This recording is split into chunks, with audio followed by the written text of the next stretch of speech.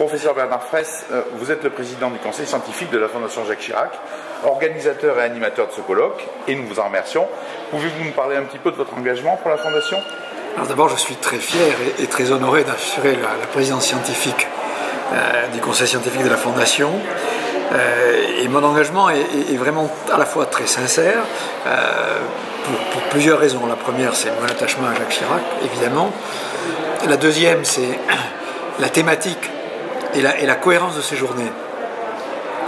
On vit dans des mondes extrêmement cloisonnés, et la Fondation est le seul endroit d'expression dans lequel il y a à la fois des scientifiques, des médecins, des industriels, des politiques, et je crois que l'impulsion que la société civile peut donner au monde politique pour protéger, pour créer, pour innover ensemble est vraiment une source forte. Je vais donner un exemple personnel.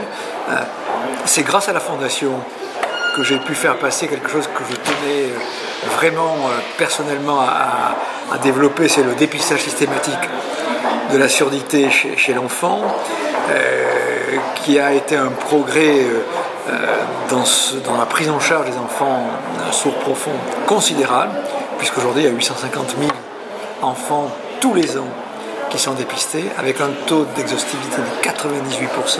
Ce qui est énorme. Et les conséquences que l'on y voit, c'est ce qu'on évoque depuis ce matin, une précocité du diagnostic, une prise en charge plus importante et une filière de soins qui est organisée grâce à ça. Donc je suis engagé, respectueux, fier d'appartenir à cette fondation. Merci, mais c'est pour moi pareil, et effectivement cette expérience de la détection précoce m'avait vraiment bouleversé moi à l'époque d'une action concrète que la Fondation pouvait avoir grâce à vos interventions. Sur le thème du numérique aujourd'hui plus précisément, quelles sont vos attentes par rapport à ces évolutions numériques au service de la personne handicapée?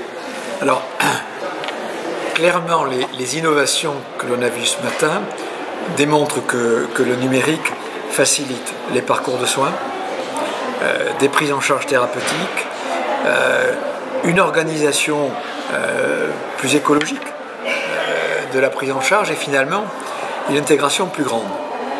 Mais ce dont on commence à voir les limites, c'est que lorsque le numérique est seul, je vais prendre un exemple, sa pertinence n'est pas très bonne. J'ai en tête des techniques dites de remédiation chez des sujets âgés qui ont des troubles cognitifs.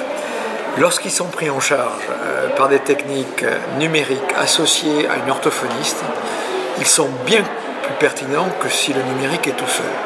Donc ce que l'on doit trouver aujourd'hui, c'est des techniques d'évaluation qui montrent la pertinence. 2, des parcours compliqués qui associent l'humain et le numérique pour déterminer sa pertinence. Et 3, in fine, que sur le plan médico-économique, par rapport aux organisations standards, on est à la fois plus efficace et dans un coût qui reste exactement le même. Ça sera sans doute le fil rouge des petits entretiens qu'on a vus avec les prédécesseurs qui sont passés à cette table avant vous. C'est cette intervention humaine, sans renier le numérique, mais qui doit être conjointe avec les progrès du numérique. Oui, j'ai donné un exemple que je vis tous les jours. On a poussé les chirurgiens que je suis de plus en plus à faire de l'ambulatoire. Et cet ambulatoire estime qu'on fait sortir le patient avec le pansement le soir même de l'intervention. On n'a pas réfléchi à l'accompagnement des 2 ou 3 nuits qui suivent, qui étaient autrefois hospitalières, c'est-à-dire de comment connecter le patient avec l'infirmière des soins intensifs, comment connecter avec le chirurgien pour qu'il puisse donner une réponse, comment lui donner une réponse sur une plateforme. Et aujourd'hui, on voit les limites des gens qui se font réhospitaliser, de l'angoisse de ces patients, du problème de la distanciation, de la mobilité. Donc il y a vraiment une réflexion qui a été donnée aujourd'hui. La société civile et les fondations, dont la Fondation Chirac, fait progresser incontestablement le champ de la prise en charge. Il faut trouver des moyens de bien les évaluer et surtout d'arriver à faire cette connectique qui est absolument essentielle entre le tout numérique et le tout humain. Et c'est vraiment l'enjeu des 10 ans à venir.